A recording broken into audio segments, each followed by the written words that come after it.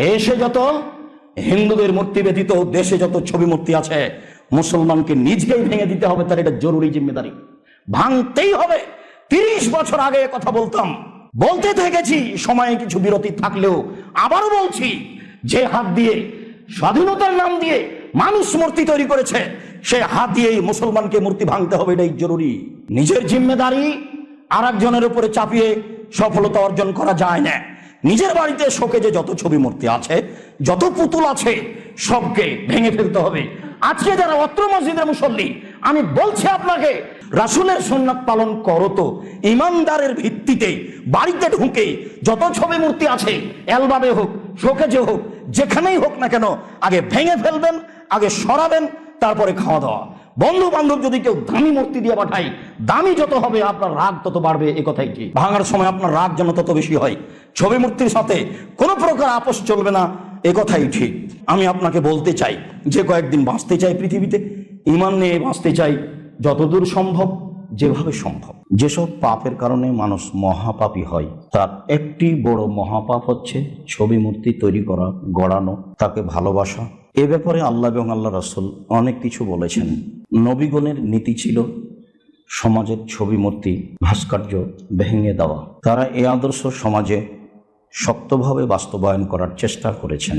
মহান আল্লাহ বলেন, ইন্নাল্লাযীনা ইউযুনাল্লাহা ওয়া রাসূলাহু, নিশ্চয় যারা আল্লাহ এবং তার রাসূলকে কষ্ট দেয়, মানে ছবি মূর্তিকে সম্মান করে, মূল্যায়ন করে, মূর্তি কিছু করতে পারে, সেটা সরস্বতী, ভগবতী, কালী, দুর্গা, লাত, মানাত, উজ্জা, আরও কিছু, যারা যাকে সম্মান করে, যখন সম্মান করে তখন আল্লাহ এবং আল্লাহ রাসূলকে কষ্ট দেয়, ফলে লাআনাহুমুল্লাহু ফিদ দুনিয়া ওয়াল আখিরাহ, আল্লাহ এমন মানুষের প্রতি ইহকালে ও পরকালে অভিশাপ করেছেন।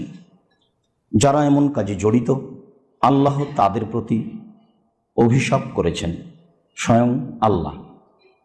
তাতে আল্লাহ তাআলা বলেছেন, ওয়া'আদ্দা লাহুম আযাবাম মুহিনা, আর আল্লাহ তাদের জন্য অপমানজনক শাস্তি প্রস্তুত করেছেন।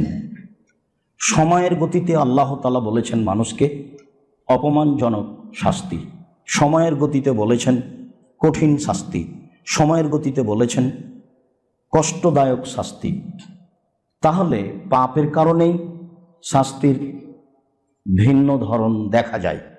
যেগুলো মানুষ আনন্দ ফুর্তির জন্য করে, গান বাজনা, খেলতামাশা, ভালোবাসা দিয়ে করে, সেগুলির জন্য আল্লাহ উল্লেখ করেছেন অপমানজনক শাস্তি। আমরাও সমাজে দেখি, একজন অপরাধীকে 10 জুতা মারলো, 10 লাঠি মারলো, এটা একটা শাস্তি। আবার দেখি একটা অপরাধীকে বলল মাটিতে থুথু ফেলে চেটে নাও, এটাও একটা শাস্তি। তো একটা অপমানজনক, একটা কষ্টদায়ক।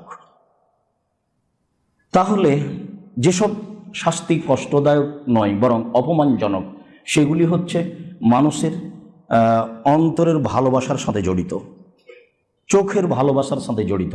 গান বাজনা, খেলতামাশার সময় আল্লাহ তাআলা অপমানজনক শাস্তির কথা বলেছেন।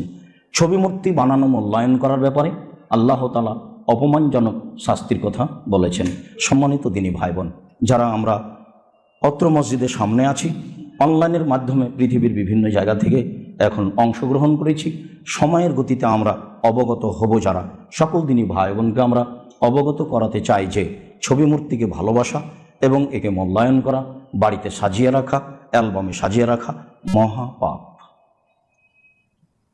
আবু তালহা রাদিয়াল্লাহু তাআলা আনহু বলেন, রাসূল সাল্লাল্লাহু আলাইহি ওয়াসাল্লাম বলেছেন, লা তাদখুলুল মালাইকাতু বাইতান ফিহি কালবুন ওয়া তাসাবি, ওই ঘরে ফেরেশতা প্রবেশ করেন না যে ঘরে কুকুর ও ছবি মূর্তি, ভাস্কর্য এমন কিছু থাকে।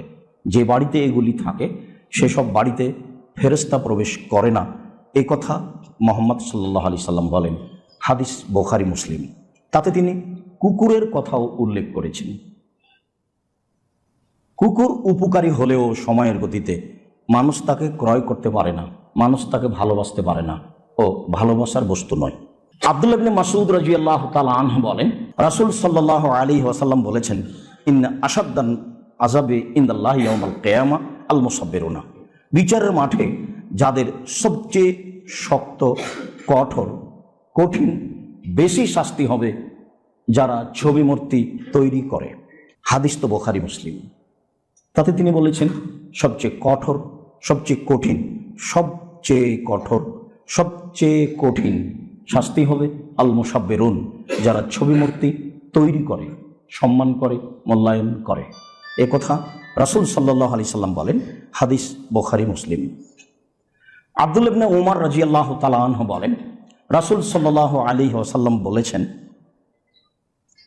ইন্নাল্লাযীনা ইয়াসনাউনা হাযিহি সুওয়ারা, নিশ্চয় যারা এসব ছবি মূর্তি তৈরি করে, ইউযাবুনা ইয়াউমাল কিয়ামা, বিচারের মাঠে তাদের কঠোর শাস্তি দেওয়া হবে। ওয়া ইউকালু লাহুম আইমা খালাকতুম, বলা হবে তোমরা নিজেরা যা তৈরি করেছ তাতে আত্মা প্রদান করো। এ আদেশ করা হবে, শাস্তি দেওয়া হবে যেমন আদেশ করা হবে তেমন, শাস্তি দেওয়া হবে যেমন আদেশ করা হবে তেমন। এ কথা রাসূল সাল্লাল্লাহু আলাইহি সাল্লাম বলেন, হাদিস বুখারী মুসলিম। আব্দুল্লাহ ইবনে আব্বাস রাদিয়াল্লাহু তাআলা আনহু বলেন, রাসূল সাল্লাল্লাহু আলাইহি ওয়াসাল্লাম বলেছেন, মান সাওয়ারা সূরাতান, যে কোনো ব্যক্তি যে কোনো একটি ছবি বা মূর্তি তৈরি করলো, যে কোনো ব্যক্তি, নাকেরা অনির্দিষ্ট শব্দ, যে কোনো ব্যক্তি, পুরুষ নারী, একটি ছবি বা একটি মূর্তি তৈরি করলো, উযযিবা, তাকে শাস্তি দেওয়া হবে, অকুল্লেফা, তাকে বাধ্য করা হবে, আয়ন ফাঁকা ফিহে, তাতে আত্মা দিতে, আয়ান ফোখা ফিহা, তাতে আত্মা দিতে, অলাইসা বিনাফিকিন, কিন্তু সে আত্মা দিতে পারবে না। এ কাজ তো সে করতে পারবে না, এটা তো মানুষের আয়ত্তের ভিতরে নয়। কাজেই কোনোভাবেই এর সাথে ভালোবাসার কোনোই প্রশ্ন আসে না। যেহেতু তাকে পিটিয়ে আত্মা দিতে বলা হবে, তা তার পক্ষে সম্ভব হবে না, তাহলে এর সাথে মানুষের ভালোবাসা কেন? অন্তত মুসলিম পুরুষ নারী হিসাবে এর সাথে ভালোবাসা থাকার কোনো প্রশ্নই আসে না। আয়েশা রাদিয়াল্লাহু তাআলা আনহা বলেন, লাম ইয়াকুন ইয়াতরুকু রাসূলুল্লাহ সাল্লাল্লাহু আলাইহি সাল্লাম ফি বাইতিহি শাইয়ান ফিহি আসনাম ইল্লা নাকাদাহু, আল্লাহর নবী বাড়িতে কোনো ছবি মূর্তি রাখতেন না, দেখলেই তা ভেঙে ফেলতেন, ছিঁড়ে ফেলতেন। হাদিস বুখারী মুসলিম। আয়েশা রাদিয়াল্লাহু তাআলা আনহা বলেন, আল্লাহর নবী বাড়িতে কোনো প্রকার ছবি মূর্তি রাখতেন না, ভেঙে ফেলতেন, ছিঁড়ে ফেলতেন। মর্মে অত্র মসজিদের মুসল্লি সহ যারা আমরা এখন অবগত হচ্ছি, পৃথিবীর বিভিন্ন প্রান্ত হতে সময়ের গতিতে অবগত হব, সকল মুসলিম নারী পুরুষকে আন্তরিকভাবে অনুরোধ করে বলতে চাই যে এই বক্তব্যের পরে আপনার বাড়িতে শোকেজে কাঁকড়া থাকবে, বা আপনার অ্যালবামে আপনার ছবি মূর্তি থাকবে, বা আপনি বাপ মায়ের ছবি মূর্তিকে বাড়িতে সাজিয়ে রাখবেন, বা পাসপোর্ট সাইজের ছবি ব্যতীত কোনো ছবি আপনি রাখবেন, এইটা হতে পারে না। যদি হয় তাহলে আপনি বক্তব্যের সাথে মুনাফিকি করলেন, আর আপনি মনে করবেন যে আমি ধর্মের নামে একজন মুনাফিক। কোনো আপোষ নেই। মিঠা লাগলেও ঘটনা এটাই, তিতা লাগলেও ঘটনা এটাই। আপনার বাড়িতে আপনার ছেলে মেয়ের গায়ে কাপড় চোপড় থাকবে, তাতে মূর্তি থাকবে, এটা হতে পারে না। আপনার বাচ্চার পায়খানার জন্য যে আপনি পটটা ক্রয় করেছেন, সেটা একটা পশুর প্রাণী ঘোড়ার আকৃতিতে হবে, এটা হতে পারে না। কেটে দেন সামনের দিক। আপনার এর সাথে আপোষ কেন? আপনার বাচ্চার হাতে পুতুল কেন? আপনি কি মনে করেন? এটা আপনি স্বাভাবিক ভাবলেন কি করে? আয়েশা রাদিয়াল্লাহু তাআলা আনহা বলেন, তিনি বাড়িতে দেখলেই ছিঁড়ে ফেলতেন, ভেঙে ফেলতেন। আপনার পেপার পত্রিকার ঘর ভিন্ন হবে, বাচ্চার বই পুস্তকে কাগজ লাগানো থাকবে, আপনার টাকাটা আপনার পকেটে থাকবে। যে কোনো মূল্যে অল্প দিন বাঁচতে এসে রাসূলের বিরোধিতা করে সফলতা অর্জন করা থেকে বিরত থাকতে হবে, যে কোনো মূল্যে পরিহার করতেই হবে। আয়েশা রাদিয়াল্লাহু তাআলা আনহা বলেন, কাদিমান নবী সাল্লাল্লাহু আলাইহি সাল্লাম মিন সাফারিন, একদা আল্লাহর নবী সফর থেকে আসলেন। আয়েশা রাদিয়াল্লাহু তাআলা আনহার নিজস্ব বিবরণ, তিনি বলছেন, একদা আল্লাহর নবী সফর থেকে আসলেন, ও সাতারত বিকেরামিন লি আলা সাহওয়াতিন লি ফিহা তাসাবির, আমার একটা চাদর আমি আমার ঘরের জ্বালানায় লাগালাম, সেই চাদরে ছিল ছবি মূর্তি। এবার আমার আপনার সাথে মিল খাবে। আল্লাহর নবী একদা সফর থেকে আসলেন, তো আমি আয়েশা আমার একটা চাদর আমার ঘরের জ্বালানায় লাগালাম, তাতে ছিল ছবি মূর্তি। ফালামা রাআ রাসূলুল্লাহ সাল্লাল্লাহু আলাইহি সাল্লাম, যখন আল্লাহ রাসূল এটা দেখলেন, ফাহাতাকা, আল্লাহ রাসূল তাকে ছিঁড়ে ফেললেন। তাকে ছিঁড়ে ফেলার পরে বললেন, আয়েশা, ইন্না আশাদ্দা আযাবিন ইয়াউমাল কিয়ামা আল্লাযীনা ইযাহুনা বিখালকিল্লাহ, বিচারের মাঠে সবচেয়ে কঠোর ও কঠিন শাস্তি হবে ওদের যারা আল্লাহ তাআলার সৃষ্টির সাদৃশ্য বানায়। তো মানুষ তো আল্লাহর হাতে তৈরি, পশু প্রাণী তো আল্লাহর হাতে তৈরি, আপনার এখানে কেন? আয়েশা তাকে আগে ছিঁড়ে ফেললেন, তারপরে বললেন, মনে রেখো আয়েশা, ওদের সবচেয়ে কঠিন শাস্তি হবে যারা আল্লাহর সৃষ্টির সাদৃশ্য বানায়। যে কোনো মূল্যে বাচ্চাকে কার্টুনের ভালোবাসা থেকে দূরে রাখার চেষ্টা করতে হবে, সে যেটাই হোক না কেন। বাপ মার আদর্শেই ছেলে মেয়ে গড়ে উঠবে। পয়সা উপার্জন করছেন আপনি, একথাই ঠিক। ছেলে মেয়েকে ভালোবাসেন আপনি, একথাই ঠিক। আবু বকর সিদ্দিক রাদিয়াল্লাহু তাআলা আনহু খোলা মাঠে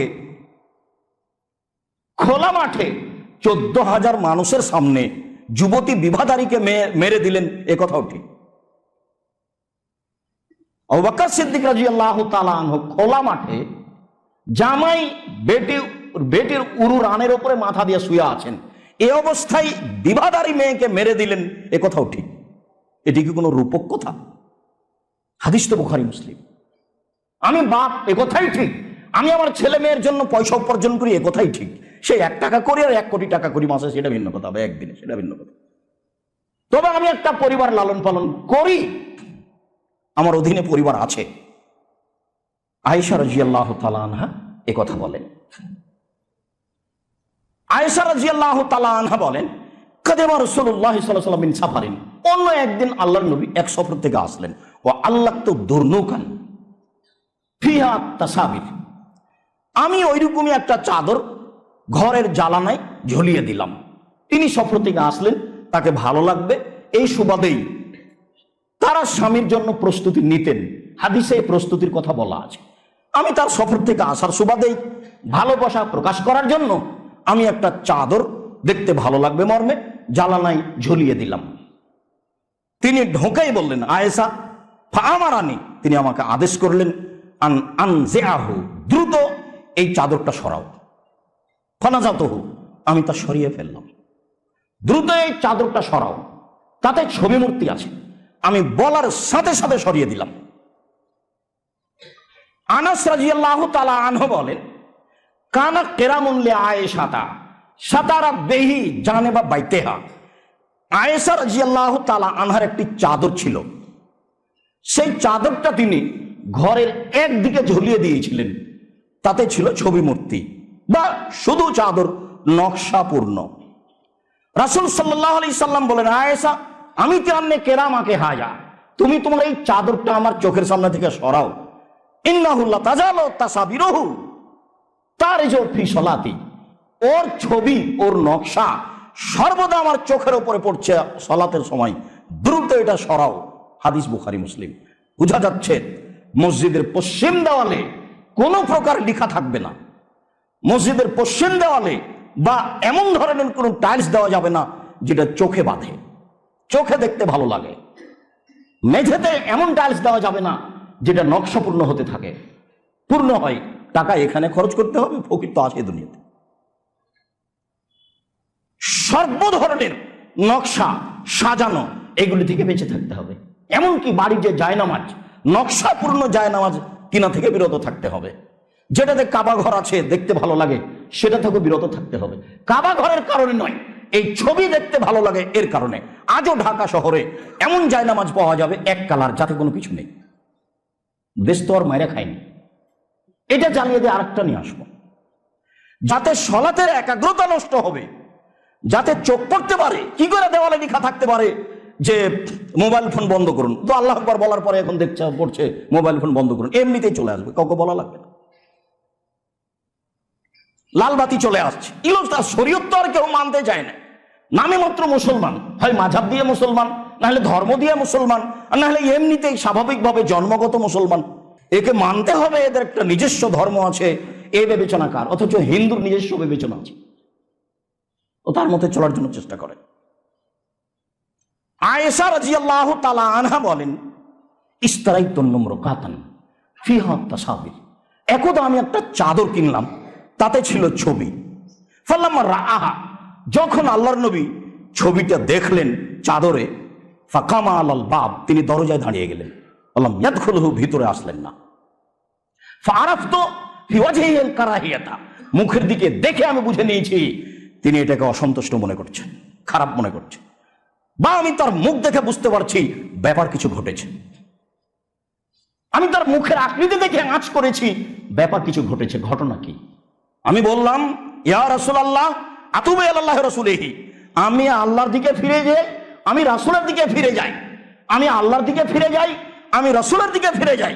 মাজা আজলাম, তো আমি কি পাপ করলাম, আপনি ভিতরে ঢুকছেন না কেন? ঘটনা কি? আপনার চেহারা প্রমাণ করছে কিছু দুর্বলতা ঘটেছে।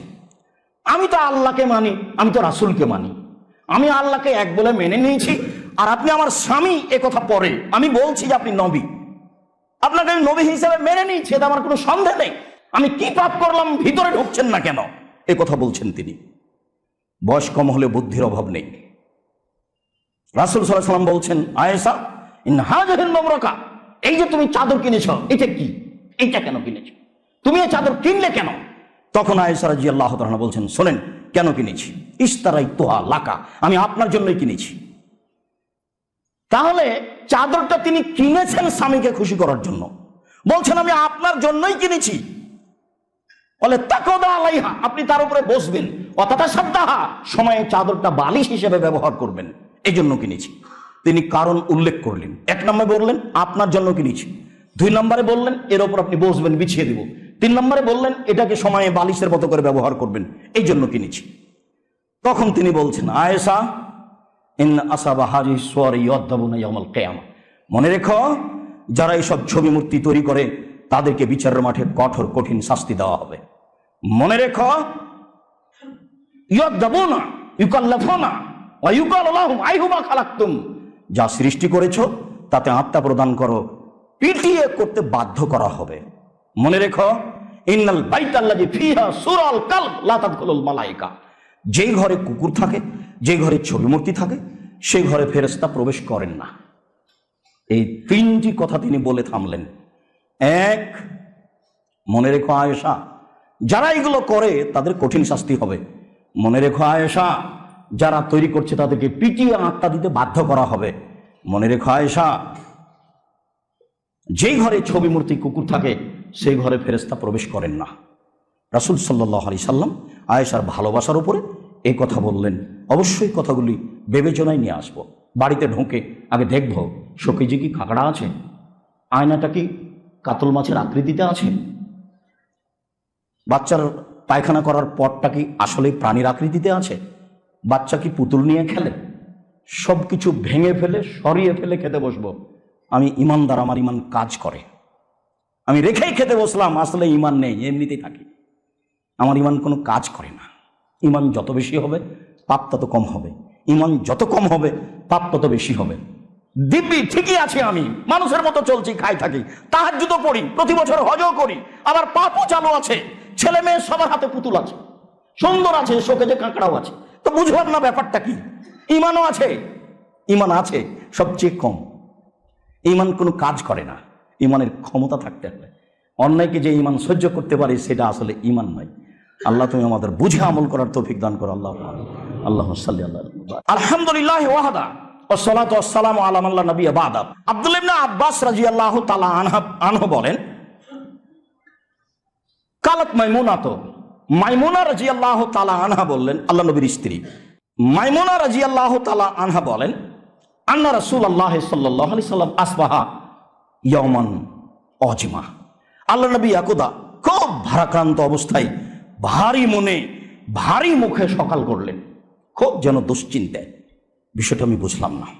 আমি বললাম, ইয়া রাসূলুল্লাহ ইস্তানকারতু ফি হায়াতিকা মুনজু সাবাহে আও মুনজুল ইয়ামে, সকাল থেকে দেখছি মুখটা খুব ভারী, চেহারাটা পরিবর্তন। ঘটনা কি আল্লাহ নবী? সকাল থেকে দেখছি মুখটা বিবর্ণ, মুখটা খুব ভারী, চিন্তিত। বলেন তো ঘটনা কি? তখন বলছেন মাইমুনা, ইন্না জিবরাইলা কানা ওয়াদানি আইয়ালকানি ফালাম ইয়ালকানি আমা ওয়াল্লাহি মা আখলাফানি। মাইমুনা মনে রেখো, জিবরাইল আমার সাথে ওয়াদা করেছিলেন গত রাতে আমার সাথে সাক্ষাৎ করবেন, রাত পার হয়ে গেল মাইমুনা, জিবরাইল আসলেন না। আরো কথা মনে রেখো, কোনো দিন আমার সাথে ওয়াদা করেছেন আর আসেননি, এমন ওয়াদা খেলাপও ঘটেনি। এই জন্য আমি চিন্তিত, কি হলো আমি বুঝলাম না। জিবরাইল আমার সাথে সাক্ষাৎ করবেন গত রাতে, এই কথা তিনি আমাকে বলেছেন, রাত পার হয়ে গেল, তিনি আসলেন না, তিনি ওয়াদা করে ওয়াদা খেলাপও করেন না, ব্যাপারটা কি? তাই আমি ভাবছি, তাই আমি চিন্তিত। ফাজাল্লান নবী সাল্লাল্লাহু আলাইহি সাল্লাম ইয়ামাহু যালিকা আলা যালিকা, এইভাবে দিন পার হতে লাগলো। চিন্তিত অবস্থায় দিন পার হচ্ছে। ফাওয়াকা ফি নাফসিহি যিরু কালবিন তাহাতা ফুস্তাতিন লানা, হঠাৎ করে তার মনে পড়লো যে আমাদের খাটের নিচে একটা কুকুরের বাচ্চা আছে। ও, আমাদের খাটের নিচে একটা কুকুরের বাচ্চা আছে, হয়তোবা এমনটা হতে পারে। ফা আমারা ফাউ করে যাবে, তিনি আদেশ করলেন এটা বের করো তো। ফা খাজা বেদিহিমান, নিজে হাতে পানি নিলেন কুকুরটা সরিয়ে দেওয়ার পরে, কুকুরের বাচ্চাটা সরিয়ে দেওয়ার পরে নিজে হাতে পানি নিলেন। ফা নাজাহু, তিনি যে কুকুরটা যেখানে ছিল সেখানে তার উপরে পানি ছিটিয়ে দিলেন। ফা আমসা, সন্ধ্যা হতে না হতেই লাকিয়াহু জিবরাইল, জিবরাইল চলে আসলেন। জিবরাইল চলে আসতে আল্লাহর নবী বললেন, আনতা ওয়াদানি আনতালকানি ফিল লাইলাতিল বারিহা ফালাম তালকানি, আপনি তো আমার সাথে ওয়াদা করেছিলেন গত রাতে সাক্ষাতের, আপনি আসলেন না কেন? আপনি তো আমার সাথে সাক্ষাৎ করবেন গত রাতে, এটা ওয়াদা ছিল, আপনি আসলেন না কেন? তখন জিবরাইল আলাইহিস সালাম বলছেন, আল্লাহর নবী, আমি ওয়াদা করেছিলাম এই কথাই ঠিক। ইন্না কুননা লা নাদখুলু বাইতান ফিহি কালবুন তাসাবির, যে ঘরে কুকুরও ছবি থাকে সেই ঘরে আমরা প্রবেশ করি না। এসেছিলাম এ কথাও ঠিক, আপনার ঘরে প্রবেশ করিনি, সাক্ষাৎ করিনি, এ কথাও ঠিক। দেখলাম আপনার খাটের নিচে কুকুরের বাচ্চা আছে, তাই ফিরে গেছি। মুহাম্মদ সাল্লাল্লাহু আলাইহি সাল্লাম যে গায়েব জানতেন না তার জাজল্য প্রমাণ। জিবরাইল আসলেন, ফিরে গেলেন, বুঝতে পারলেন না। ঘটনা এটা ঘটে আছে। পরবর্তীতে তিনি আঁচ করার পরে কুকুরটাকে বের করে সেই জায়গাতে পানি ছিটিয়ে দিলেন। তারপরে জিবরাইল আলাইহিস সালাম আসলেন, জিজ্ঞাসা করলেন ওয়াদা করেছিলেন, আসলেন না কেন? তখন বললেন এসেছিলাম, ঘুরে গেছি। তার মানে আপনাকে তাই করতে হবে। আল্লাহ রাসূল তো বাড়িতে ঢুকলেন না, আগের হাদিস, ওটা বুখারী মুসলিম, এটাও বুখারী মুসলিম। বাড়িতে তো ঢুকলেন না। আমার জীবনে বহু দেখেছি আমি গেছি আপনার এতে শরীয়তপুর নোয়াখালী, দেখছি একজন মাওলানা ভিতরে বসে আছে আর সব ভেন্টিলেটারে দেওয়া আছে, আপনার ঘোড়ার ছবি দেওয়া আছে ঘরের ভেন্টিলেটারে। ঢুকতেই চোখে পড়েছে। আমি বললাম মনে কিছু নিয়েন না, আমি চলে যাব। এই রিক্সাওয়ালা কোথায়, ডাকো তো। কি করতে হবে? সবগুলো ভেঙে দিতে হবে। তিনি ঘরের যা ছিল ভেন্টিলেটার সব ভেঙে ফেললেন। ঠিক আছে, আমি এখন বসতে পারি। রংপুরে শহরে এক বাড়িতে ঢুকলাম, এক বাড়িতে নয়, একটা ঘরে, যেখানে ছবি মূর্তি দেওয়া আছে। তো আমি দরজায় গিয়ে দেখছি মাওলানা সাহেব বসে আছেন। ইন্না লিল্লাহি ওয়া ইন্না ইলাইহি, ভাইজান আপনি এখানে বসে আছেন? আল্লাহুস সামাদ, এত ছবি মূর্তির মধ্যে? আচ্ছা, আমি গেলাম। আপনি চেষ্টা করলে ফল আপনার ভালো হবে ইনশাআল্লাহ। আমি বড় থেকে বড় ব্যক্তিকে বলেছি, এইভাবে আহলে হাদিস দেখানোর কোনো সুযোগ নেই, আপনি এটাকে সরান, তারপরে কোনো কথা। রাসূল সাল্লাল্লাহু আলাইহি ওয়াসাল্লাম দাঁড়িয়ে গেলেন, ভিতরে ঢুকলেন না। সেটাই বুখারী মুসলিমের হাদিস। আর এইবার রাসূল ঢুকলেন না ঘরে ছবির কারণে, রাসূলের ঘরে ঢুকলেন না জিবরাইল মূর্তির কারণে, কুকুরের কারণে। এবার দেখেন, সাহাবী ভিতরে ঢুকছেন না চকমকে চাদরের কারণে। সালেম ইবনে আব্দুল্লাহ রাদিয়াল্লাহু তাআলা আনহু বলেন যে আরাস্তু ফি আহাদে আবি, আমার আব্বা বেঁচে থাকা কালীনই, তার আব্বা সাহাবী, আমার আব্বা বেঁচে থাকা কালীনই আমি বিবাহ করলাম। ফাআযানা আবিয়ান নাসা, আমার আব্বা ওলিমাতে জনগণকে দাওয়াত দিলেন। ফাকানা আবু আইয়ুব আল আনসারী হিমান আদানা, আমার আব্বা যাদেরকে দাওয়াত দিয়েছিলেন বিশিষ্ট সাহাবী আবু আইয়ুব আল আনসারী তার মধ্যে ছিলেন। অসতেরু বাইতি বেনাজাদিন আখদারা, সেই দিন আমাদের বাড়ির মহিলারা আমাদের বাড়িটাকে বেশ সুন্দর করে সবুজ চাদর দিয়ে সাজিয়েছিলেন। ফাকবালা আবু আইয়ুব আল আনসারী, আবু আইয়ুব আল আনসারী আসলেন। ফাদাখালা, তিনি বাড়িতে প্রবেশ করলেন। ফারানি কায়েমান, তিনি দেখলেন আমি দাঁড়িয়ে আছি। ফাত্তালা, তিনি এদিক ওদিকে একটু উঁকি মেরে দেখলেন। ফারা মুস্তাতিরান বেনাজাদিন আখদারা, তিনি দেখলেন বাড়িটা বেশ সুন্দর করে সবুজ চাদর দিয়ে ঢাকা আছে, ঘেরা আছে। তিনি বললেন, ইয়া আবু আব্দুল্লাহ, ও আবু আব্দুল্লাহ, তাস্তরুনা, তোমরা তোমাদের বাড়ি, তাস্তরুন আল জেদারা আল জদরা, তোমরা বাড়িকে সবুজ চাদর দিয়ে সাজিয়েছ। কাল আবি ও আস্তাহি, আমার আব্বা লজ্জা লজ্জা করে বললেন, শোনেন, গালাবাতনা নিসাও, বাড়ির মহিলারা আমাদেরকে পরাজয় করেছে। ওনার কথা, বাড়ির মহিলারা আমাদেরকে পরাজয় করেছে। তখন আবু আইয়ুব আনসারী বলছেন, শোনেন, মান কুনতু আকশা আলাইহি তাগলিবনাহুন নিসা লামা কুন আকশা আলাইকা তাগলিবনাকা।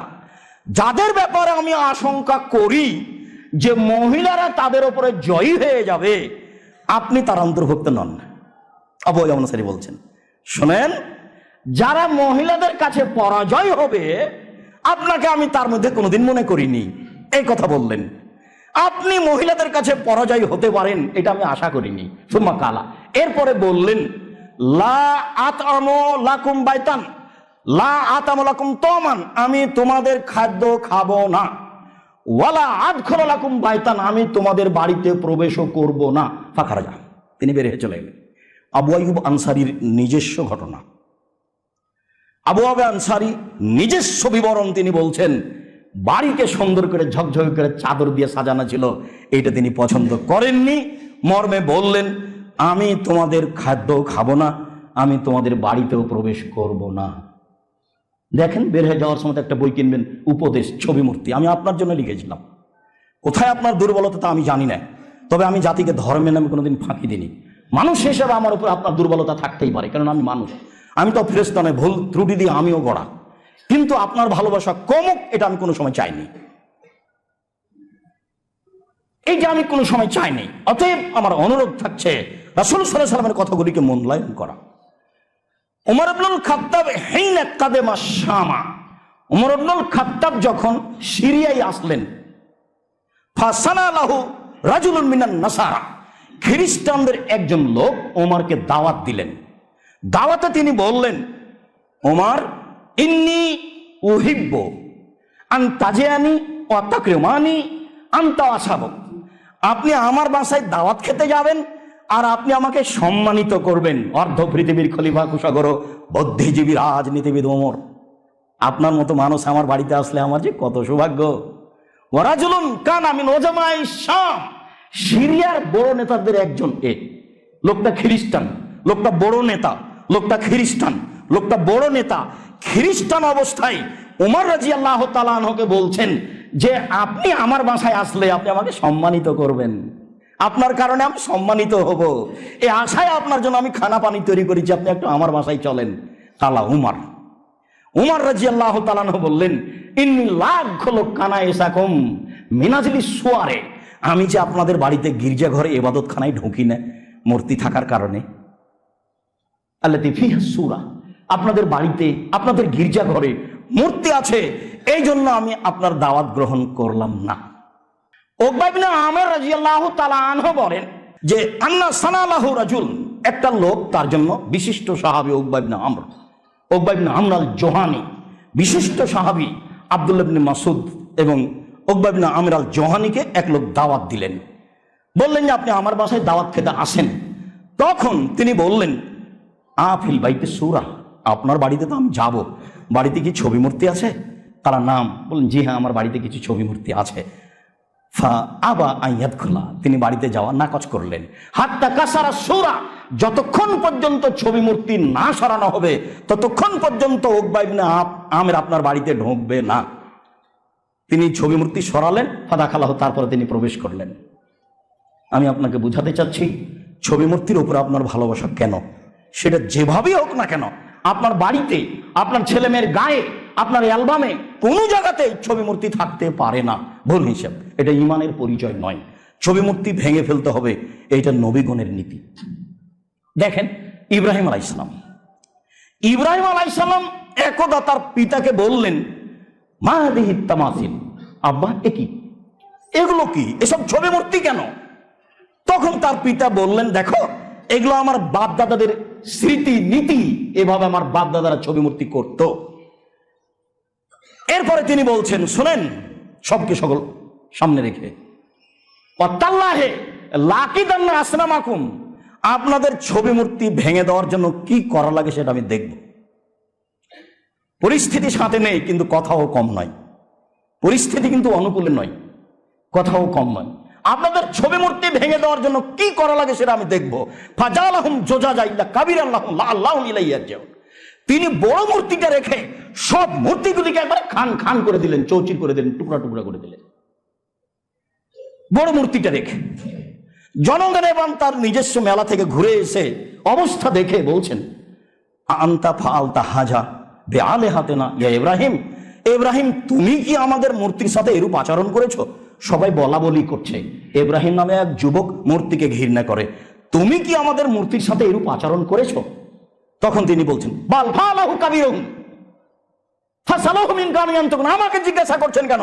ওই যে বড় মূর্তি কুড়াল ঘাড়ে করে আছে তাকেই বলেন না কে ভেঙেছে, ওকেই বলেন, ওই বলে দেবে কে ভেঙেছে। তখন ওরা বলছে, লাকাদ আলিমতা মা হাওলা ইয়ানতাকুন, তুমি খুব ভালোভাবে জানো এইসব মূর্তি কথা বলতে পারে না, তুমি খুব ভালোভাবে জানো এইসব মূর্তি কথা বলতে পারে না। তখন তিনি বলছেন, আতাবুদুনা মিন দুনিল্লাহি লা ইয়াদুররুকুম শাইআন ওয়া লা ইয়ানফাউকুম, আরে তার ইবাদত করো যে ক্ষতি করতেও পারে না উপকার করতেও পারে না, যে উপকার করতেও পারে না ক্ষতি করতে পারে না, কথা বলতেও পারে না, তার ইবাদত করো। উফিল লাকুম ওয়ালিমা তা'বুদুনা, ধিক তোমাদের এবং তোমাদের সাথে যারা আছে, এবং তোমাদের মূর্তিদের ধিক, তোমাদের মূর্তি তো কিছুই করতে পারে না। সামনে আছে খাদ্য পানি কলা, ওর গায়ে পেশাব করে দিলেও কিছু করতে পারে না। আমি জানি না মানুষ যারা স্কুলে শহীদ মিনার তৈরি করে, আরো কত কিছু তৈরি করে, কেন করে, কিভাবে তার ইমান কাজ করে এটা আমার বুঝে আসে না, অথচ সবাই মুসলমান। এইভাবে ইট পাথর দিয়ে আপনি সিমেন্ট বালু দিয়ে খাম্বার মতো তৈরি করে কি দেখাতে চাইলেন? এ কেমন ইমান? কি করে হতে পারে? আপনার এভাবে ভালোবাসার ছবি মূর্তির উপরে কি করে হতে পারে? আপনি একজন রাজমিস্ত্রি কাজ কি করে করতে পারেন? আপনি একজন শিক্ষিত মানুষে আপনার আত্মীয় স্বজন পরিবারের এসব ছবি মূর্তি কি করে করতে পারেন? ইব্রাহিম আলাইহিস সালাম সবকে ভেঙে খান খান করে দিলেন। যখন বললেন যে কথা বলতে পারে না তার ইবাদত করো কি করে, ধিক তোমাদের জীবনে এবং যার ইবাদত করো তারও ধিক। সাথে মানুষ নেই, বক্তব্য কম নয়। জনগণ বলল, হারে কুহ, ইব্রাহিমকে আগুনে ফেলে জ্বালিয়ে দাও। ওয়ানসুরু আলিহাতাকুম, আর তোমাদের মূর্তিদের সাহায্য করো, মূর্তি মেরামত করো। ইন কুনতুম ফাইলুন, তোমরা যদি কিছু করতে চাও। নেতারা জনগণকে বলল, শুনুন জনগণ, আমরা দায়িত্বশীল হিসাবে বলছি ইব্রাহিমকে আগুনে জ্বালিয়ে দিতে হবে এবং মূর্তি পুনরায় নির্মাণ করতে হবে। আল্লাহ তাআলা বললেন, ইয়া নারু কুনি বারদান ওয়া সালাম আলা ইব্রাহিম, বললেন আল্লাহ আগুনকে, আগুন জড় বস্তু, আল্লাহর কথা মানে, আগুন ইব্রাহিমের উপরে শীতল হয়ে যাও। আগুন তো আল্লাহর কথা মানেন। কিভাবে ইব্রাহিম আলাইহিস সালাম ছবি মূর্তি ভেঙে দিলেন? আবুল হাইয়াজ আল আসাদি বলছেন যে আলী রাদিয়াল্লাহু তাআলা আনহু আমাকে বললেন, আলা বাসুকা মা বাসানিল্লাহু তাআলা, আমি কি আপনাকে একটা কাজে পাঠাবো না যেই কাজে আমি আলী আল্লাহর নবী আমাকে পাঠিয়েছিলেন, যেই কাজে আল্লাহর নবী আমি আলী আমাকে পাঠিয়েছিলেন। আমাকে আল্লাহ নবী বলেছিলেন, আলী লা তাদা তিমসালান ইল্লা তামাসতাহু, তুমি ছাড়বে না কোনো ছবি মূর্তি, সবকে ভেঙে খান খান করে দাও। এটা আল্লাহ রাসূলের আদেশ আলীর উপরে। ওলা কাবরান মুসরাফ ইলা সাওয়াইতাহু, ছাড়বে না কোনো সমাজে উঁচু কবর, সবকে ভেঙে সমান করে দাও। ছবি মূর্তি ভেঙে খান খান করে দাও, আর উঁচু কবর ভেঙে সমান করে দেওয়া আদেশ। হাদিস মুসলিম। আব্দুল্লাহ ইবনে মাসউদ রাদিয়াল্লাহু তাআলা আনহু বলেন, দাখালা রাসূলুল্লাহ সাল্লাল্লাহু আলাইহি ওয়াসাল্লাম মাক্কাতা ওয়া হাওলাল কাবা সিদ্দুনা সালাসু মিয়ানুস, আল্লাহর নবী কাবা ঘরে ঢুকলেন, তখন কাবা ঘরে ছিল 360টি মূর্তি। এগুলো তার বাবার মূর্তি, এগুলো ছিল ইব্রাহিম আলাইহিস সালামের মূর্তি, এগুলো ছিল ইসমাইল আলাইহিস সালামের মূর্তি, এগুলো ছিল ইয়াকুব আলাইহিস সালামের মূর্তি। ফাজালা ইয়ানওতুহা, তিনি একটা লাঠি দিয়ে ভাঙতে লাগলেন। ফিয়াদিহি বেহুদিন ফিয়াদিহি, যে লাঠিটা তার হাতে ছিল সেই লাঠি দিয়ে মূর্তিগুলি ভাঙতে লাগলেন। আর তিনি বলতে লাগলেন, ফা একুলো, তিনি বলতে লাগলেন, জাল হক, এসেছে সত্য, ওয়াজাহাকাল বাতিল, চলে গেছে মিথ্যা, ইন্নাল বাতিলা, নিশ্চয় মিথ্যা, কানা জাউকা, চিরদিন মিথ্যা। এই বলে তিনি লাঠি দিয়ে বাপের সব ছবি মূর্তিকে ভেঙে একাকার করে দিলেন, খান খান করে দিলেন, ঘর থেকে বের করে দিলেন। মুহাম্মদ সাল্লাল্লাহু আলাইহি সাল্লামের নিজস্ব বিবরণ, তার নিজের চরিত্র এটা। ইব্রাহিম আলাইহিস সালাম তা আছে। আমার আপনার ছবি মূর্তির উপরে সম্মান কেন? দেশে যত হিন্দুদের মূর্তি ব্যতীত দেশে যত ছবি মূর্তি আছে, মুসলমানকে নিজকেই ভেঙে দিতে হবে, তার এটা জরুরি জিম্মেদারি, ভাঙতেই হবে। 30 বছর আগে কথা বলতাম, বলতে থেকেছি, সময়ে কিছু বিরতি থাকলেও আবারও বলছি, যে হাত দিয়ে স্বাধীনতার নাম দিয়ে মানুষ মূর্তি তৈরি করেছে, সে হাত দিয়েই মুসলমানকে মূর্তি ভাঙতে হবে, এটাই জরুরি। নিজের জিম্মেদারি আর একজনের উপরে চাপিয়ে সফলতা অর্জন করা যায় না। নিজের বাড়িতে শোকেজে যত ছবি মূর্তি আছে, যত পুতুল আছে, সবকে ভেঙে ফেলতে হবে। আজকে যারা অত্র মসজিদের মুসল্লি, আমি বলছি আপনাকে, এতে আমার সামান্যতম আপনার সাথে ভালোবাসার ঘাটতিও নেই, আমার বলতে কোনো সংকীর্ণতা আছে, বুঝতে কোনো সংকীর্ণতা এটাও নেই। মর্মে আপনাকে বলছি, রাসূলের সুন্নাত পালন করো তো ইমানদারের ভিত্তিতে। বাড়িতে ঢুকে যত ছবি মূর্তি আছে, অ্যালবামে হোক, শোকেজে হোক, যেখানেই হোক না কেন, আগে ভেঙে ফেলবেন, আগে সরাবেন, তারপরে খাওয়া দাওয়া। বন্ধু বান্ধব যদি কেউ দামি মূর্তি দিয়ে পাঠায়, দামি যত হবে আপনার রাগ তত বাড়বে, এ কথাই ঠিক। ভাঙার সময় আপনার রাগ যেন তত বেশি হয়। ছবি মূর্তির সাথে কোনো প্রকার আপোষ চলবে না, এ কথাই ঠিক। মানুষকে এই পথে আসতেই হবে, এটা মানুষের একটা জরুরি জিম্মেদারি। মর্মে আমি আপনাকে বলতে চাই, যে কয়েকদিন বাঁচতে চাই পৃথিবীতে, ঈমান নিয়ে বাঁচতে চাই, যতদূর সম্ভব যেভাবে সম্ভব, যতদূর সম্ভব যেভাবে সম্ভব অন্যায়ের মোকাবেলা করতে হবে ঈমান দিয়েই, যেভাবে সম্ভব যতদূর সম্ভব। তাই তিনি বললেন, কেউ যদি জোর করে অন্যায়ের বাধা দেয় সেও মুমিন, কেউ যদি মুখে বাধা দেয় সেও মুমিন, কেউ যদি অন্তরে ঘৃণা করে সেও মুমিন, তবে সবচেয়ে দুর্বল। তার মানে অন্যায়কে বাধা দিতে হয় অন্তর দিয়ে, ঘৃণা জানাতে হয়। আপনি সুন্দর বসে আছেন দোকানে, মাথায় টুপি আছে, এশার সালাত আদায় করে ল্যাংটা মেয়ে নাচছে, একজন আর একজনের গল্প চলছে, আপনি বসে আছেন আর আপনি বলছেন আমি তাহাজ্জুদ পড়ি, কথাটা কি মানালো? সম্মানিত মসজিদের মুসল্লি, আমি আপনাদেরকে বিষয়টি নিয়ে আন্তরিকভাবে ভেবে আমল করার জন্য অনুরোধ জানাচ্ছি। সাথে সাথে খুতবার শেষে এসে অত্র মসজিদের যেগুলি প্রয়োজন, নির্মাণ হোক বা আর কোনো কাজে হোক, আপনারা খুব ঈমানের পরিচয় দিয়ে পরকালের আশায় দানের হাত প্রশস্ত করবেন। অবশ্যই অত্র মসজিদের কোনো কাজ যেন আপনাদের কারণে দেরি না হয়, বিলম্ব না হয়, আপনাদেরকে করতে হবে, এ কথাই ঠিক। আর আমি যেটুকু বলি, আমি একটা সাধারণ মানুষ, আপনাদেরকে আন্তরিকভাবে ভালোবাসি। আমি অত্র মসজিদকে যথাযথভাবে মূল্যায়ন করার অনুরোধ জানিয়ে, জামিয়া সালাফের জন্য আন্তরিকভাবে দোয়া করার অনুরোধ জানিয়ে, আর যে বিষয়ে কথা বললাম সেই বিষয়গুলি শক্তভাবে দেখার জন্য অনুরোধ জানিয়ে, আপনার বাড়িতে আজকের পরে যেন কোনো প্রকার পুতুল না থাকে, শোকেজে কাঁকড়া না থাকে, আয়নাটা যেন কাতলার আকারে না থাকে, প্লেটে যেন চিংড়ি মাছ না থাকে, সর্ব ধরনের ছবি মূর্তি আজকে সন্ধ্যা হতে হতে বাড়ি থেকে সরাতে হবে। মর্মে আমি আপনার দিনী ভাই, আমি আব্দুর রাজ্জাক বিন ইউসুফ আপনাকে অনুরোধ জানালাম। ঈমানের ভিত্তিতে আপনি করবেন বলে আশাবাদী। আল্লাহ তুমি আমাদের কবুল করো। আল্লাহ আমাদের যারা মারা গেছে তুমি তাদের কবরের শাস্তি মাফ করো। যারা এই মসজিদের সাথে জড়িত ছিলাম তুমি তাদের কবরের শাস্তিকে মাফ করো, তুমি তাদের কবরকে প্রশস্ত করো, তুমি তাদের কবরকে আলোকিত করো। আমাদের দিনী ভাই বোন যারা মারা গেছে তুমি তাদের কবরের শাস্তি মাফ করো। যারা অসুস্থ তুমি তাদের আরোগ্য দান করো। আমরা যারা বেঁচে আছি তুমি তাদেরকে তোমার রাসূলের পদ্ধতি অনুযায়ী চলার তৌফিক দান করো। ছবি মূর্তি তৈরি করার মতো মহাপাপ এরকম জিনিসকে ঘৃণা করার তৌফিক দান করো। তোমার দরবারে জুমার খুতবার শেষে এই জোরালো দাবি, দাওয়া, দোয়া রেখে আজকের জুমার খুতবা এখানে শেষ করলাম। আল্লাহুম্মা সাল্লি আলাইহি, আল্লাহুম্মা বারিক।